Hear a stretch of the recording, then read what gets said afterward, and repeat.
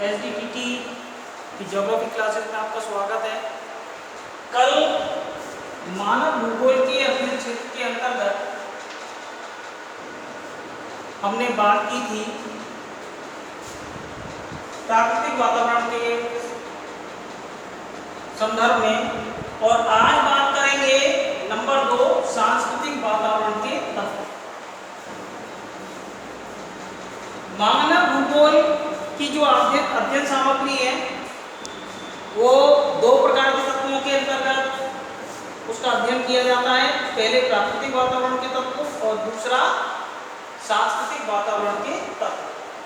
तो सांस्कृतिक वातावरण के तत्व, इसके बारे में मैंने आपको कई बार बता चुका हूं कि सांस्कृतिक शब्द जो है सामाजिक और आर्थिक कार्य जितने भी मनुष्य के हैं वो सांस्कृतिक या संस्कृति कहलाते हैं, और यही उसके सांस्कृतिक वातावरण के अंतर्गत आते हैं और इन्हीं का अध्ययन किया जाता है। वे तत्व कौन कौन से? यहाँ पर प्रोफेसर पीडब्ल्यू ब्रायन के अनुसार एक डेफिनेशन मैंने उठाई है, बहुत फेमस है। सांस्कृतिक वातावरण मानवीय क्रियाओं तथा भौतिक वातावरण के पारस्परिक संबंधों की अभिव्यक्ति है। कल भी मैंने आपको वहां डायग्राम से समझाया था। तो सांस्कृतिक वातावरण जो होता है मानवीय क्रियाओं, अब यहाँ जो मानवीय क्रियाएं हैं वो कौन कौन सी? सामाजिक प्लस आर्थिक, दोनों प्रकार की क्रियाएं मानवीय क्रियाएं, तथा भौतिक वातावरण। भौतिक वातावरण में कल मैंने आपको बताया था स्थलाकृति, जलवायु, वनस्पति, जैविक दशाएं, ये जो सारी चीजें हैं यानी मानवीय क्रियाएं और भौतिक वातावरण, ये एक दूसरे को, पारस्परिक का मतलब है परस्पर एक दूसरे को, पारस्परिक संबंध, परस्पर एक दूसरे से संबंध की क्या है? अभिव्यक्ति है। यानी मानवीय क्रिया जो है भौगोलिक वातावरण का या भौतिक वातावरण का प्रयोग भी करती है और उसमें अपने कल्याण के लिए परिवर्तन भी करती है, और कुछ हद तक इसमें परिवर्तन भी करती है या इसका संवर्धन भी करती है। जैसे कि नए पेड़ पौधे लगा दिए, मिट्टी को कहीं से उठाया, वहां गड्ढा हो गया, दूसरी जगह उसको क्या कर दिया अपन ने? शिफ्ट कर दिया।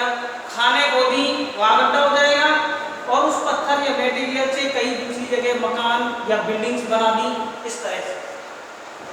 अब प्रोफेसर ब्रायन के शब्दों में या प्रोफेसर ब्रायन ने सांस्कृतिक वातावरण के तत्वों को 3 पक्षों में विभक्त किया। कितने पक्षों में? 3 पक्षों में। अब वो 3 पक्ष कौन कौन से हैं? नंबर 1 विन्यास रूप। विन्यास रूप का मतलब है जो हमें हमारी आंखों से इस पृथ्वी पर दिखता है। इसको मानव भूगोल की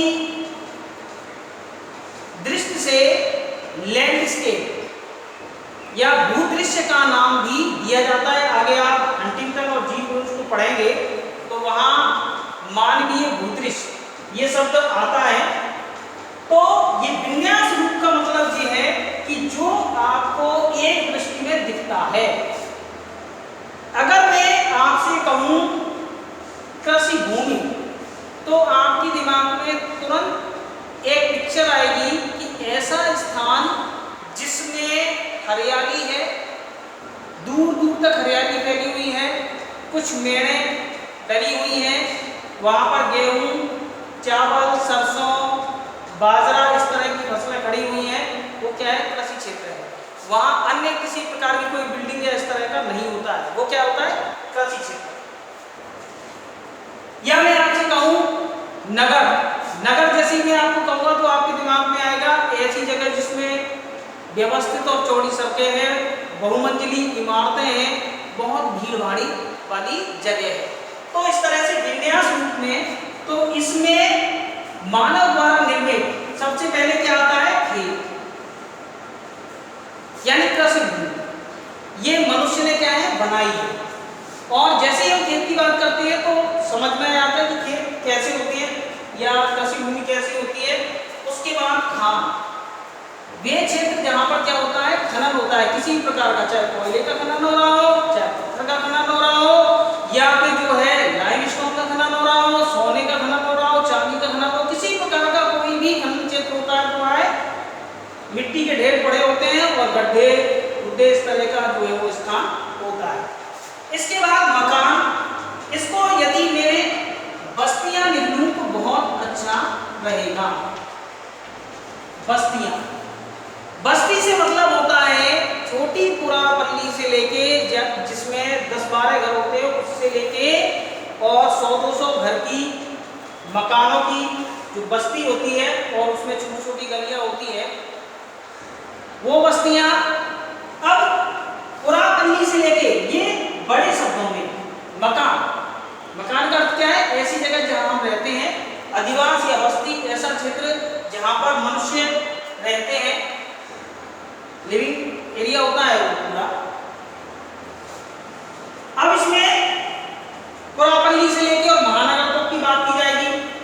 तो अगर मैं आपसे कहूं कि भाई गांव, तो आपकी समझ में आएगा एक गांव जो चारों तरफ कृषि भूमि होती है और गांव होता है, पशुओं को पालने के स्थान होते हैं, चारागाह होते हैं, वहां पर मकानों में पशुओं को बांधने का स्थान होता है। लेकिन यदि हम नगर की बात करें तो नगर में बहुमंजिली इमारतें, व्यवस्थित सड़कें और बाजार जिनमें बड़ी भीड़ भाड़ होती है, ये हमारे दिमाग में तुरंत आ जाएगा। तो यहाँ हम जब व्यावसायिक स्थलों की बात कर रहे हैं तो इसका मतलब क्या है? बाजार है। अब बाजार छोटे भी होते हैं और बाजार बड़े बड़े भी होते हैं। और यहाँ पर एक चीज और जोड़नी पड़ेगी व्यावसायिक स्थल पर, एक तो बाजार और दूसरा जो है औद्योगिक परिक्षेत्र, जहां पर क्या होता है? मैन्युफैक्चरिंग का काम होता है। हम ये कह देते हैं औद्योगिक क्षेत्र।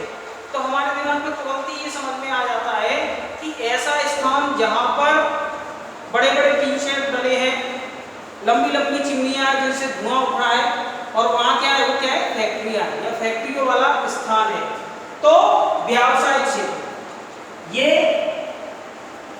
क्रय विक्रय वाला क्षेत्र भी है, यानी बेचने वाला क्षेत्र भी है, और ये मैन्युफैक्चरिंग का क्षेत्र भी है।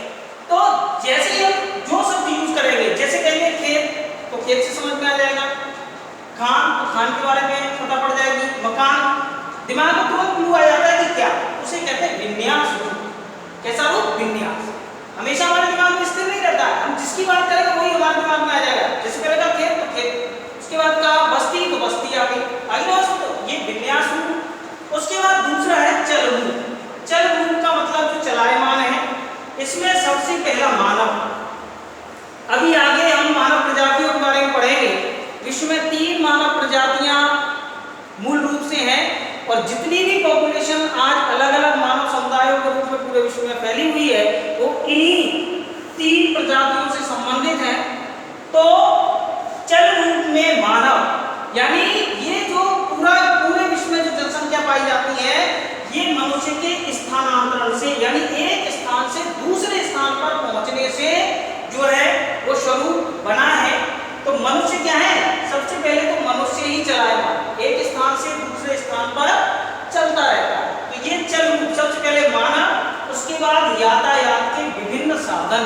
अब यातायात के विभिन्न साधनों में, एक तो यातायात के साधनों में सबसे पहले जैसे गली पगडंडी से लेके इसको कहेंगे अपन सड़क मार्ग या सड़क यातायात कहते हैं।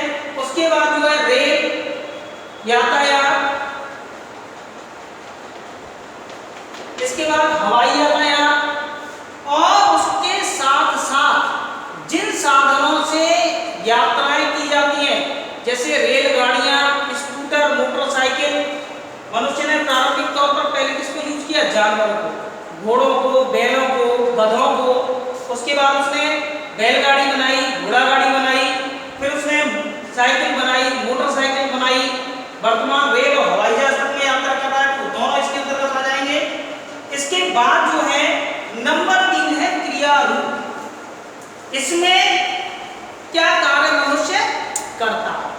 अब क्रिया रूप में इसमें क्रियात्मकता पाई जाती है, यानी ये क्रियाशीलता इसमें पाई जाती है। तो ऐसे वो सारे तत्व संस्कृति के जिसपे कार्य का होना पाया जाता है। तो विभिन्न मानवीय व्यवसाय, मनुष्य विभिन्न प्रकार के व्यवसाय करता है। सबसे पहले आखिर यानी शिकार करना, मछली पकड़ना, पशुचारण या पशुपालन। पहले पशुचारण है यानी पशुओं को चराता था, पालना उसने बाद में शुरू किया, दोनों शब्दों में अंतर है। कृषि, शिक्षा, सरकार, स्वास्थ्य, उद्योग, उसके बाद जो है व्यापार और धर्म।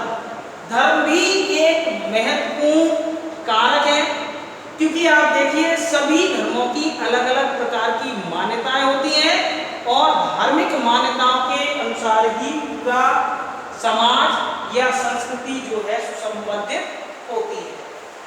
तो ये सभी जो है हमने यहाँ सांस्कृतिक वातावरण के तत्वों के बारे में बात कर ली।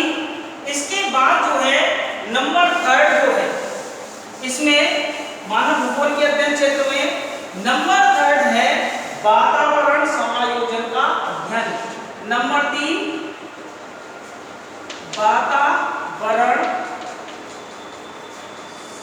समायोजन का अध्ययन। अब इसमें देखिए विश्व के विभिन्न भागों में,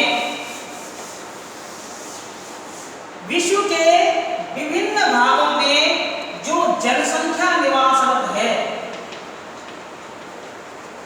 जनसंख्या निवासरत है, उस जनसंख्या की शारीरिक आकृतियां, इसके बारे में लंबा डिस्कशन तो आगे होगा। आपने देखा होगा कि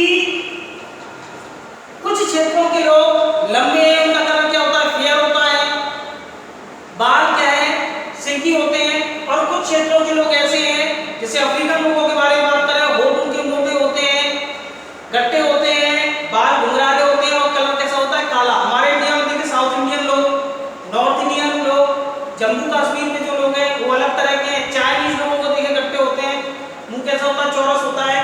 तो विभिन्न विश्व के विभिन्न क्षेत्रों में जनसंख्या और जनसंख्या की शारीरिक आकृतियां, उसका भोजन, भोजन और भोजन करने का तरीका, चाइनीज को देखिए आप और मंगोलियन को देखिए, ज्यादातर क्या है, चाउमीन यानी धागे वाला खाना खाते हैं, धागे जैसे। नहीं समझे? इसके बाद जो है भोजन, भोजन के बाद उनके व्यवसाय, व्यवसाय के बाद जो है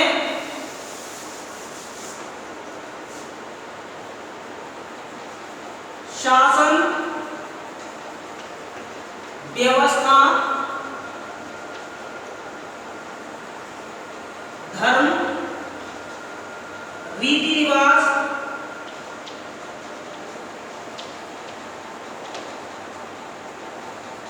ये जो सारी चीजें होती हैं, ये विश्व के विभिन्न प्रदेशों में अलग अलग प्रकार की होती हैं और वहां का जो स्थानीय वातावरण होता है उससे ये संबंधित होती हैं। जरा मैं बात कर लेता हूं, जो आर्कटिक महासागर है या उत्तरी ध्रुव महासागर है, उससे लगा हुआ जो एशियन पार्ट है और कनाडा का पार्ट है, उसमें एक जनजाति रहती है, नाम है एस्किमो। वो जनजाति कच्चा मांस खाती है, जबकि सभ्य समाज में कच्चा मांस खाया जाना क्या है, बिल्कुल बेकार या खराब मानते हैं उसको, ये मान के चलिए आप। लेकिन वहां के लोग खाते इसलिए है कि वहां एक तो लगभग